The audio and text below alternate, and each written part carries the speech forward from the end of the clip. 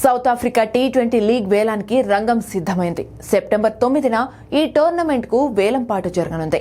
ఈ నేపథ్యంలో 6 జట్లు తాము అట్టిపెట్టుకున్న ఆటగాళ్ల జాబితాను విడుదల చేశాయి. ఇందులో సన్ రైజర్స్ ఈస్టర్న్ కేప్ నకు సంబంధించిన రిటెన్షన్ లిస్టు అభిమానులను ఆశ్చర్యపరిచింది.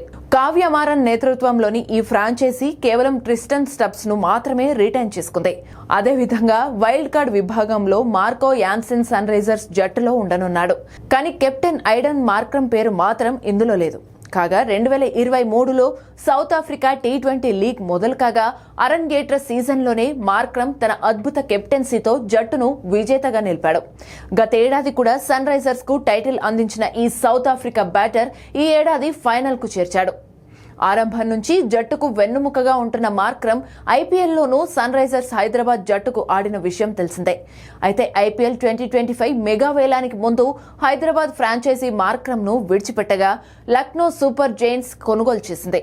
ఇక తాజాగా సౌత్ ఆఫ్రికా టీ20 లీగ్లోనూ Markram Sunrisers Eastern Cape తో తెగదెంపులు చేసుకుని వేలంలోకి వచ్చేందుకు సిద్ధం కావడం గమనార్హం. జట్టును 3 సార్లు ఫైనల్స్ కు తీసుకెళ్లి 2 సార్లు ట్రోఫీ అందించిన ఈ స్టార్ ప్లేయర్ ను సన్ రైజర్స్ తిరిగి వేలంలో కొనుగోలు చేస్తుందా లేదా అనేది ఆసక్తికరంగా మారింది.